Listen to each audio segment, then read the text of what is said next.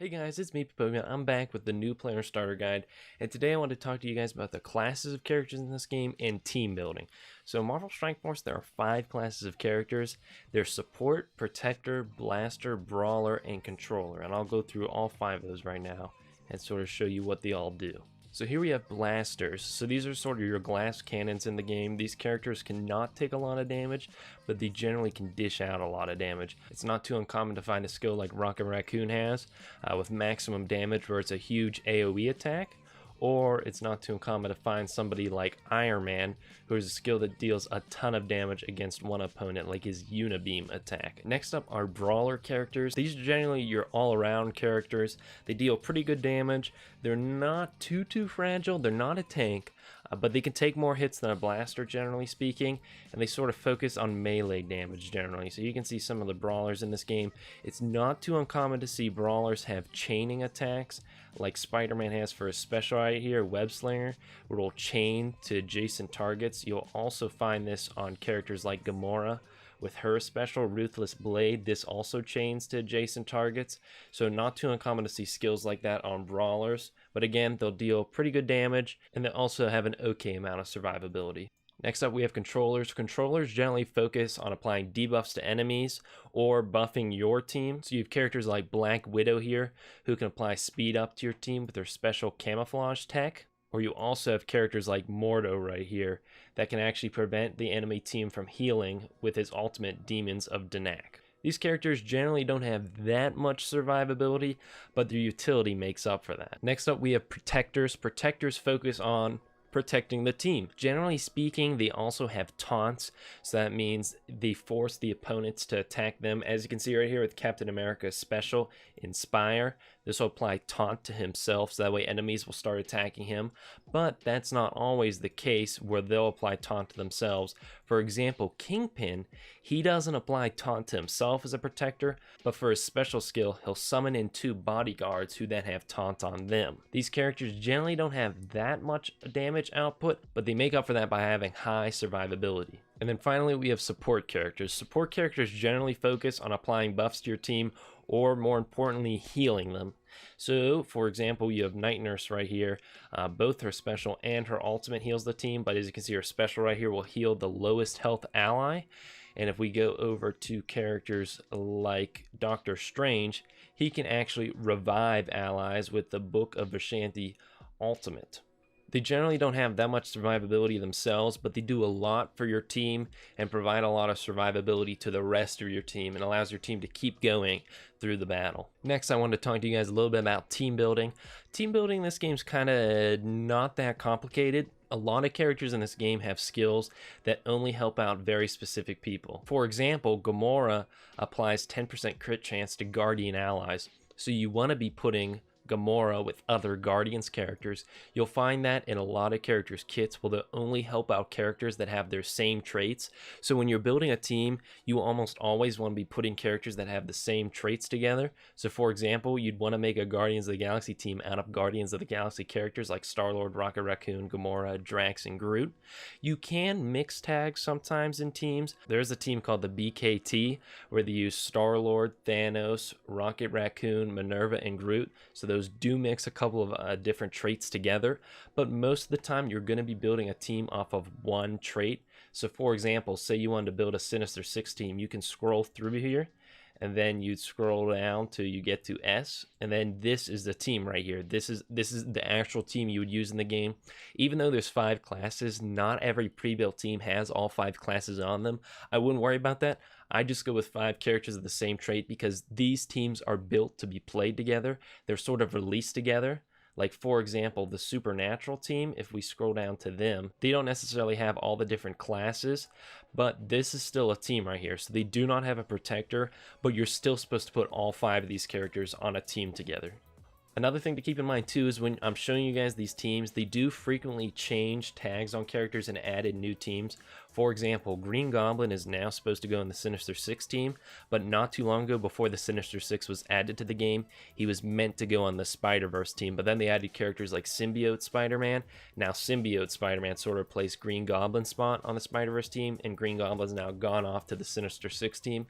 But Green Goblin can still do a little bit of work on the Spider-Verse team, but his true spot is with the Sinister Six nowadays. So again, if you ever want to build a team, I just click on a trait. Here you have a team right here. You want to pick Scientist Supreme, Graviton, Researcher, Security, and Assaulter. That's a team right there for aim. So really, team building isn't that complicated in this game, and you'll get a lot more out of your teams by building teams that share one trait. I'll show you guys my pre-built teams just so you guys can get an idea of how I built my teams.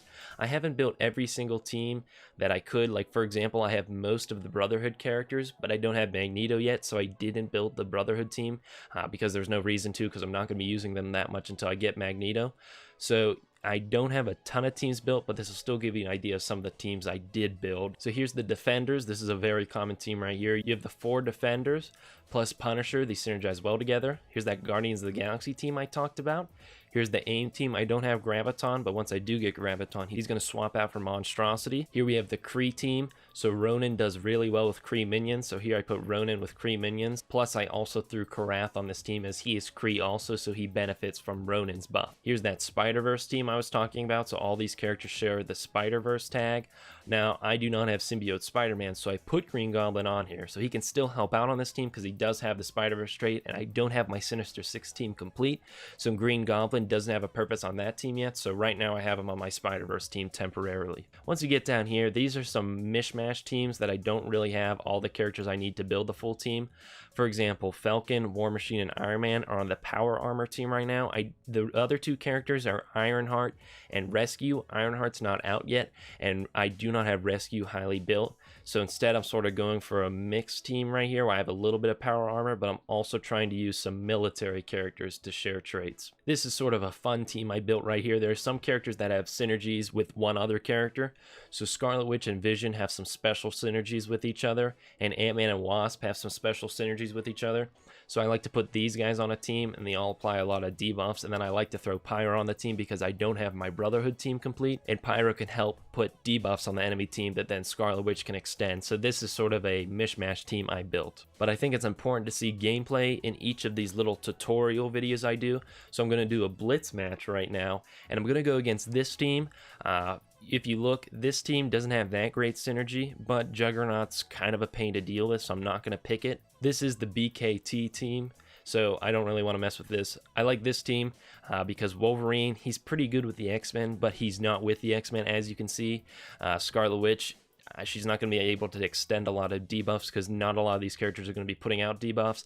This team has weak synergy, so I'm going to go attack them with the Defenders that have very strong synergy. Okay guys, so we're hopping into the battle right now.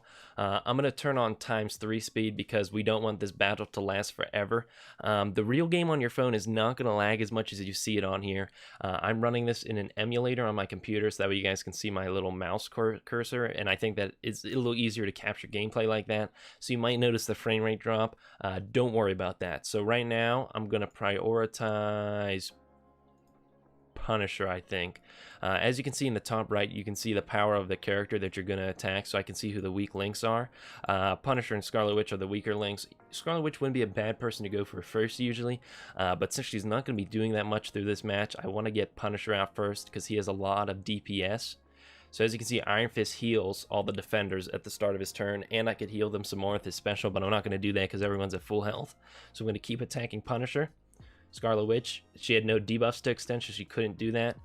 Jessica Jones, she clears debuffs with her special, and she gets rid of buffs on the enemies with her ultimate. But I'm just going to use her basic attack right now because there's none of those on the field. Alright, so we've taken a little bit of damage, so I'm definitely going to heal Iron Fist next time around. I'm going to use my ultimate as Punisher to get rid of some enemies on the board. Alright, so now I'm going to taunt, and as you can see, Luke Cage applies regeneration to all defender allies when he buffs himself. So this helps out the team a lot with their survivability, and that's why you want to put the defenders together. So let's get Scarlet Witch out of here. Now I'm going to heal everyone as Iron Fist, but keep in mind, Iron Fist wouldn't heal you if you're not a defender or a city hero ally, so you wouldn't want to put him with a team that's not the defender. So you can see how this team is only working because of the fact that I put a lot of defenders with each other, and this team's working very well because of the fact that I have good team synergy. If I didn't have this team synergy, I probably would be losing this match right now because I'm attacking a team that technically has more power than my team has, but because of synergy, I'm able to overcome that. So I'm down to only Jessica Jones and Luke Cage. These characters do have synergy with each other, but it's a 5-2 battle at this point. So I'm going to pretty easily win this. Luke Cage has a taunt, so I'm forced to keep attacking him, which is fine. You know, I'm in a pretty good spot right now, so I'm going to keep taunting as my Luke Cage to make sure I have all 5 of my characters alive. His taunt is no longer there, so I'm going to go for Jessica Jones now. I could have ulted his Iron Fist. I made a misclick there, but we're still going to win anyways. I'll use my ultimate as Punisher. And then I think, nope, I didn't get Jessica Jones down. Luke Cage will finish her off. All right, now we just got to take down this final Luke Cage. All right, he's real low. We've almost got him. I'll slow it down so that hopefully we get to see a finisher animation. So you can see when you go back to the one-time speed, they play all the fancy animations. You can actually set it so it plays fancy animations during the 3-time speed, but I don't like doing that because it gets a little ridiculous. So I think we might finish him off with this hit. Nope. As you can see, since he's a tank, he has a lot of health. This will finish him off. So you can see finisher animation does the same amount of damage as that basic attack normally would, but since it kills him, it plays a super special animation. And that is the end of my second part of my guide to Marvel Strike Force. I taught you guys about team building. I taught you guys about the classes in the game. So hopefully now you can start building your own team, and I'll be back with the next part of my Marvel Strike Force Beginner's Guide. With that being said, I hope everyone has a happy day. And at the end of the day, what do I really know? Because I am only an 18-year-old. Have a nice day, guys.